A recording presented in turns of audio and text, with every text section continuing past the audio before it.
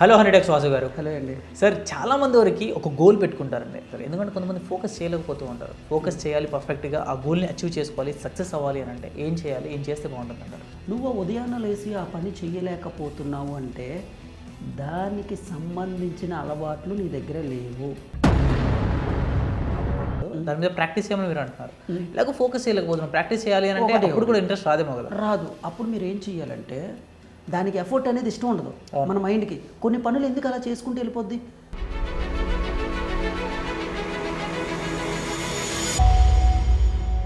ఆ పనులు neurons connect అయిపోయాయి.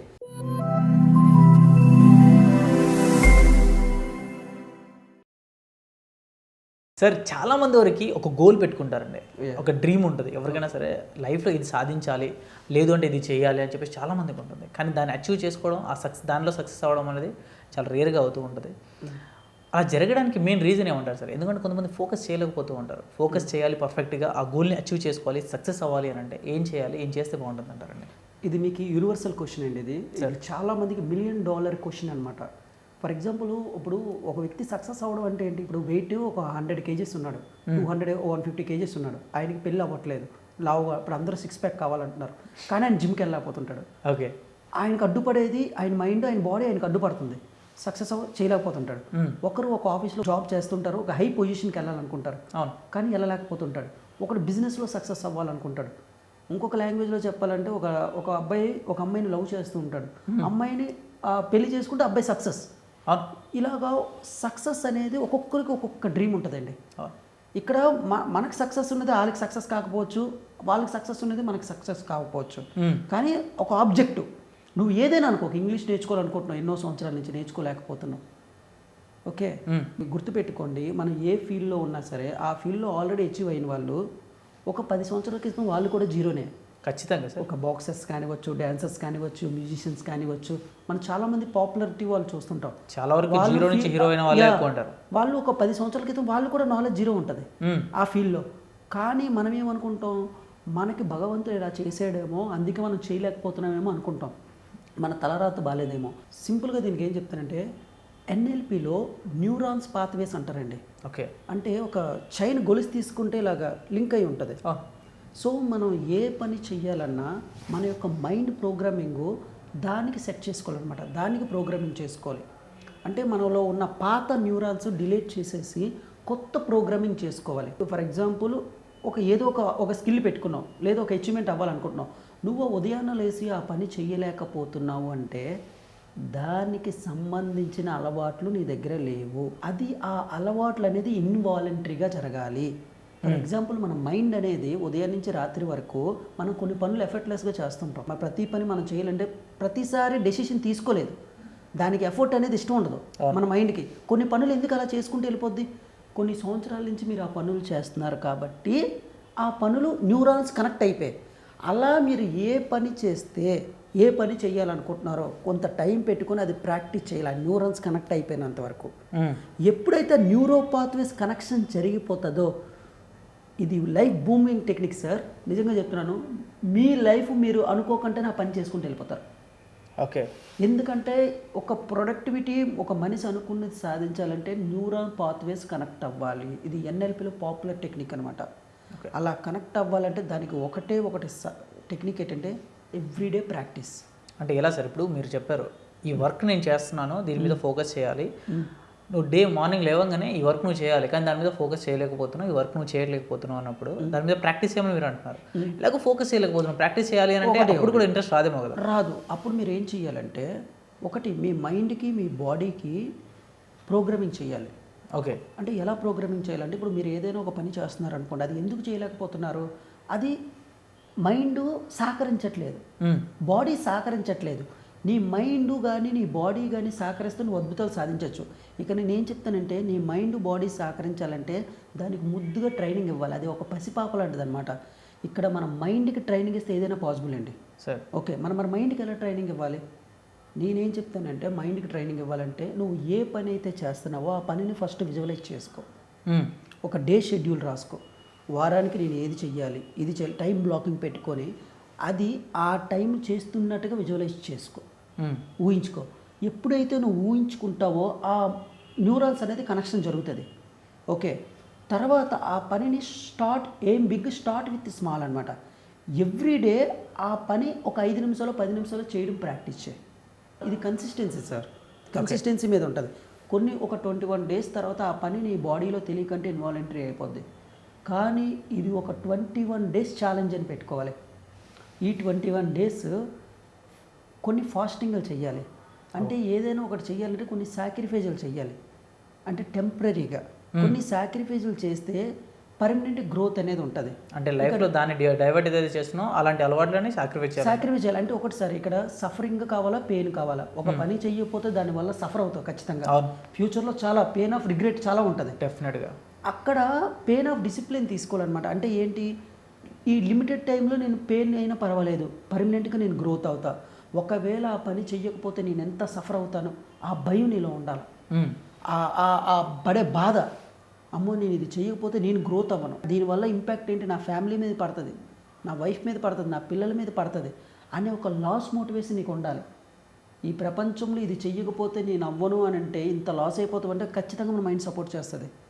సెకండ్ ఏంటి, నాకు ఇది చేస్తే నా లైఫ్ ఎలా ఉంటుంది అది విజువలైజ్ చేసుకోవాలి.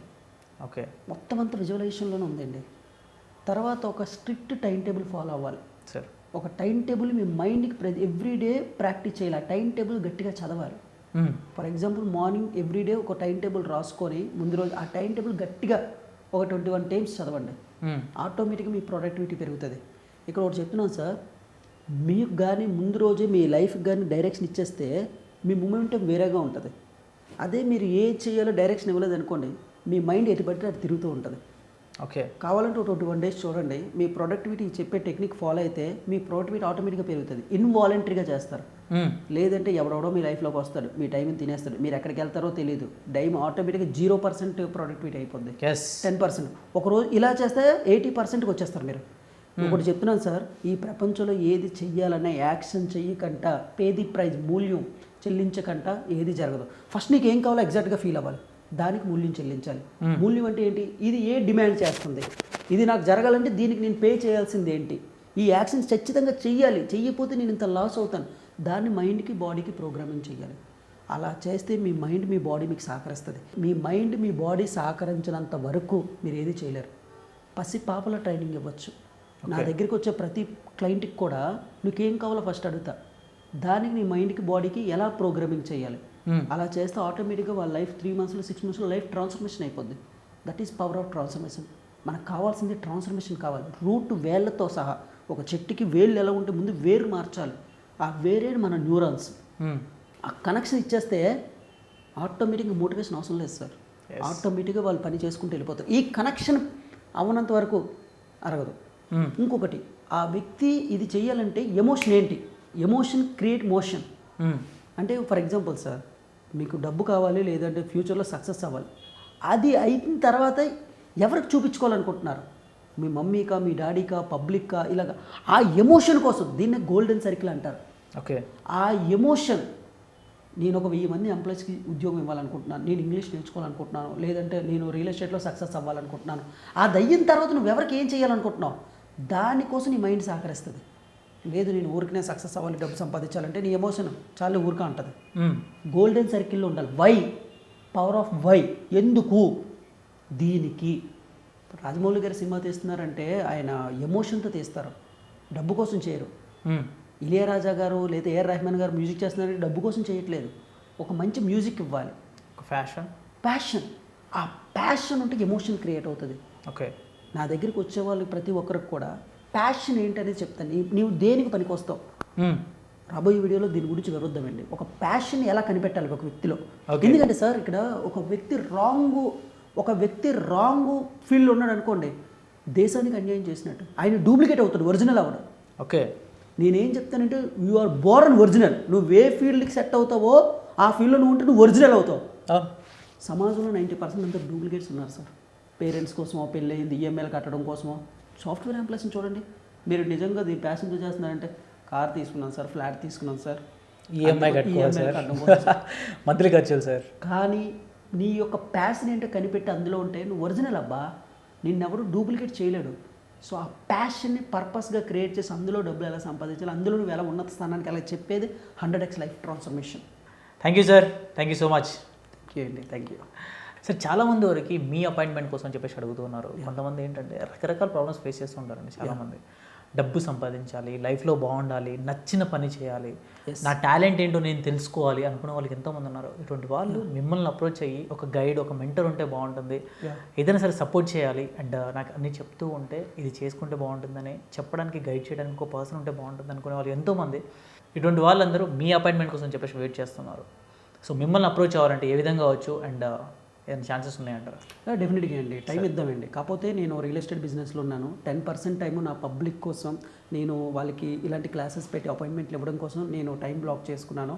అలాంటి వాళ్ళు ఎవరికైనా సరే, వాళ్ళు హౌస్ వైఫ్స్ కానివ్వచ్చు, లేదంటే ఎంప్లాయీస్ కానివ్వచ్చు, లేదా బిజినెస్ మ్యాన్స్ కానివ్వచ్చు, ఏ ఫీల్డ్లో ఉన్నా సరే వాళ్ళు ఒక లైఫ్లో నాకు ఒక అన్లిమిటెడ్ ట్రాన్స్ఫర్మేషన్ కావాలి, ఎక్కడ స్టక్ అవుతున్నా నాకు అర్థం కావట్లేదు, వ్యాపారంలో కానివ్వచ్చు, అలాంటి వాళ్ళకి ప్రూవెన్ స్ట్రాటజీస్ సార్, ఎన్ఎల్పిలో కలిపిన ప్రూవెన్ ఇంటర్నేషనల్ మెథడ్స్ చెప్తాను. ఖచ్చితంగా లైఫ్ ట్రాన్స్ఫర్మేషన్ అవుతుంది. సో అలాంటి వాళ్ళందరూ అప్రోచ్ అవ్వచ్చు సార్, వాళ్ళకి టైం ఇవ్వడం జరుగుతుంది. Thank you sir, thank you so much.